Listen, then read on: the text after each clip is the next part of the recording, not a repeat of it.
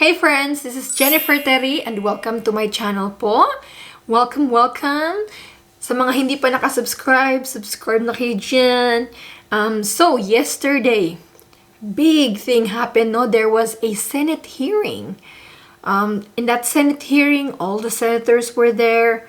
The Department of Health Secretary and the IATF Chairperson Duque was there. The vaccine jar. No, the IATF medical experts and Governor Gwen was there. So it was attended by all these key officials. So what happened to that meeting? So what is the result? What steps or changes can we expect? So that hearing was called for to talk about the vaccination funds and to amend, to change the current quarantine protocol of 10 days. So this is really great move, guys. So thank you so much to Senate President Tito Soto for calling this Senate hearing, no? And you know what? This would have never happened if not for Cebu. Yeah.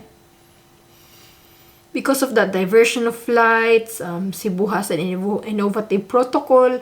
This is the reason why nagkaroon ng Senate hearing. So thank you so much talaga na yung Cebu ay talagang firm sila sa kanilang decisions. It benefited everyone. It caught the attention of the Senate. So it started with Miss Gwen presented the COVID situation in Cebu, and then she discussed and justified as to why Cebu has this protocol. So she explained everything, no? The lack of quarantine facilities at the time, everything. She also explained the emotional side, financial side. She also showed graphs of the positivity rate of international arrivals, OFWs, non-OFWs, balikbayans, and it showed that with the swab test upon arrival, the positivity rate is 0.04%, very low. It's even lower than the transmission rate in the Philippines.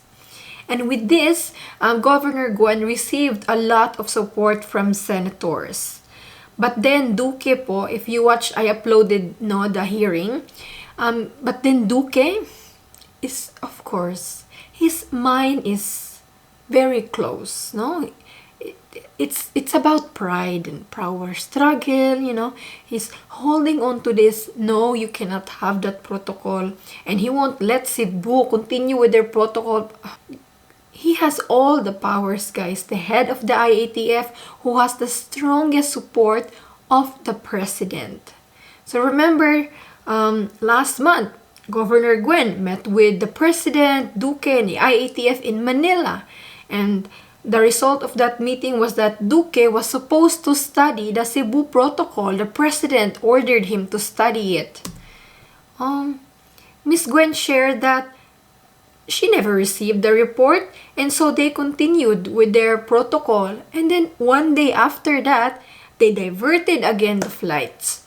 So there was a heated argument with Duque, the chairperson of the IATF, and Governor Gwen. And so Miss Gwen challenged Duque and his experts to provide the critique, submit, so that Cebu experts as well can have a look at it, and invited Duque and his medical experts to Cebu to present their data and witness what Cebu is doing. Then we have to give credit to Senator Pia Cayetano, because she really put Duque and his experts on the spot to make sure that they will go to Cebu and check. And as soon as possible. Don't do this 30 days later. Do it as soon as possible. So good job din kay Senator Pia Cayetano. And she also supports Cebu's position to be allowed to exercise its local autonomy and even copy its protocols in other local government units. She said, it is important that the government has an open mind to listen to the views and proposals of local government units. After all, the LGUs are at the forefront of battling the COVID-19 pandemic on the ground. How long? More than 1 year of pandemic. And parang minamaliit pa rin natin yung LGU. Pag nagkaroon ng surge, sila yung piniblame na, hindi nyo hinandle, na you allowed social gathering. But in times when they implement their protocols, you tell them no. So ano ba? Kawawa naman yung mga LGU din, no? We have to empower them. It really shows na parang yung Philippines ay hindi pa ready sa federalism. Or maybe some government officials are not ready, no? Senator Gordon also expressed his support to Cebu, and he also mentioned about foreign tourists. So we talked about Senator Gordon in our previous videos, and his recommendation is that 7-day testing in the hotel, and let them come home. That's it. So with that, he also proposing it to let foreign tourists to undergo the same protocol. At the end of it, si Duque ay tinanggap ang invitation ni Governor Gwen. He said that he will arrange for the particular meeting and we will be asking the members to accept the opportunity to present. We would love to get our experts to visit Cebu province and to present their own data why they are of certainty that the protocols that is nationally adopted is the way to go. Si Duque hindi pupunta para tingnan ang Cebu. Si Duque pupunta lang para lang talagang sabihin na, oy, you have to follow. His mind, guys, is really, really like close to the idea of letting Cebu. If, in the words of Senator Gordon, if this LGU is confident that they can handle it, they can do it, we should let them. But, itong Duque at si Anyo, DILG Secretary, na. There were even talks about law and how local government unit code and Senator, who's that? Asawa ni Sharon, Senator Pangilinan also supported and backed up Governor Gwen. So majority of the senators really support Cebu, no? Cebu's autonomy. While that report is still pending, it seems like Governor Gwen will be implementing the same protocol in Cebu. However, I read just tonight, guys, this is just like 10 minutes ago, posted by Manila Bulletin. It says, Cebu bows to Duterte on IATF guidelines for arriving OFWs and ROFs. Tonight, the DOH Region 7, Dr. Maria Jean Loreche, who is a defender of the Cebu Protocol, top chief pathologist of Cebu, and she even went with Miss Gwen to Manila when she had a meeting with the president and Duque. However, she said in a press briefing today, with the order of the President of the Republic of the Philippines, we will obey as good citizens of this country. In heeding the President's order, the Department of Health Region 7 will no longer implement the quarantine protocol stipulated in Cebu Governor Gwen Garcia's executive order that was later adopted by a provincial ordinance. Of course, DOH, she's probably scared. Of course, she is working under DOH. If the DOH top, the president says you have to follow, at the end of the day, Dr. Loreche is an employee of the national government, no? With a heavy heart, they have to follow.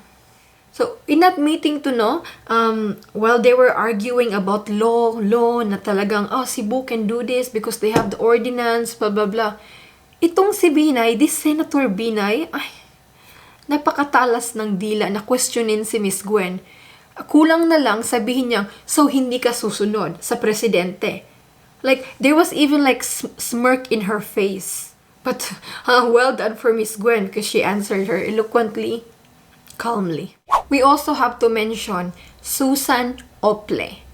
Grabe, guys. Bow down. Clap to her. She has the best interest of our overseas Filipino workers. I hope you watched her video. Filipino po iyan. That was in Filipino. So basically, she expressed all the concerns of our OFWs except for the ban.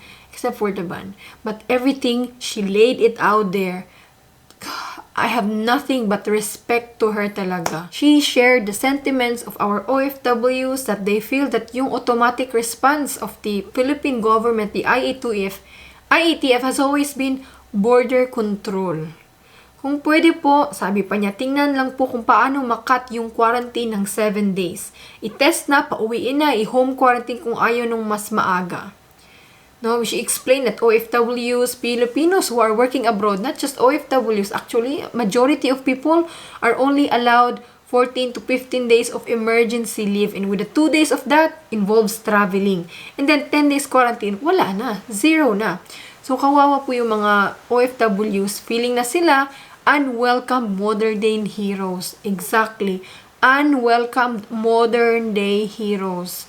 So paano na lang yung mga kababayan sa 7 bansa? Talaga yung pinakamasakit. She said, if you want to prevent the spread, then work with them. The OFWs, the Filipino, don't just dictate. Please consult us and talk to our OFWs. Exactly. That IATF, they never do that. They make their protocols. They don't even care about the people who are affected with it. They just, yun na yun. Follow na lang kayo. Like, you are not given any option or any voice to be heard. She even said, you can learn from them. Because all countries have their protocols. It's not just the Philippines that are being very careful. It's all countries in the world. We should not lose our competitive spirit along the way in our sense of compassion. There has to be a way to harmonize all these things. So, now, what transpired? What is the result? What can we expect? So, Susan Opleno requested with the IATF to have a one-on-one meeting, a talk, a discussion with them. And at the end of this discussion, Senate hearing, Senate President Tito Soto called for the IATF to meet with the overseas employment sectors to come up with an Oplan Pasko so Filipinos can come home. Yes. It was also mentioned there, during the meeting, the IATF said that Duque said, okay, I'll give this to Duque. He said the most practical thing to do is to work with the Philippine embassies to verify the vaccination of our Filipinos or anyone who has been vaccinated abroad. So that is the quickest way and the most practical way that we can see, guys. If the Philippine ambassadors, Philippine embassy can work with the foreign country to confirm that these people po are vaccinated, then our hope is that those who are fully vaccinated abroad can quarantine or can follow the new policy. What is the new policy? No quarantine? Guys, just real talk.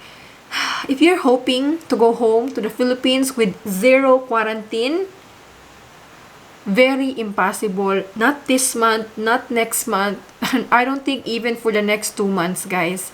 It's very impossible. Opo. There is still a need to quarantine because, well, our vaccination in the Philippines is really slow. And, of course, Philippine Department of Health just follows WHO, and WHO has not made any reports or any announcement with regards to exempting fully vaccinated travelers from quarantine. If you can look at other countries that have exempted fully vaccinated travelers from from quarantine is US.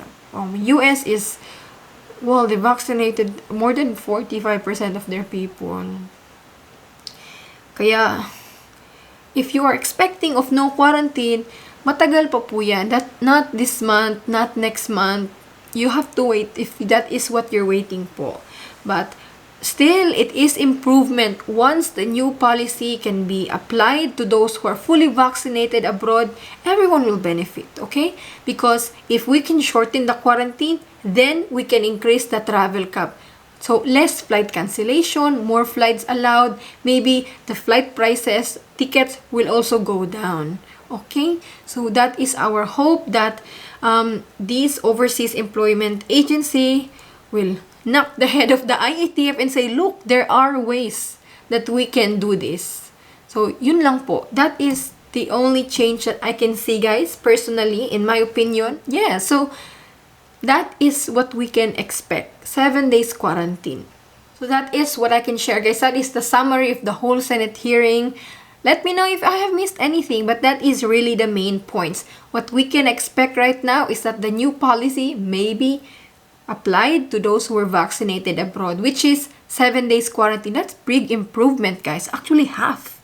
Because normally, right now, the quarantine is 14 days. So if it can be 7 days, we will accept it.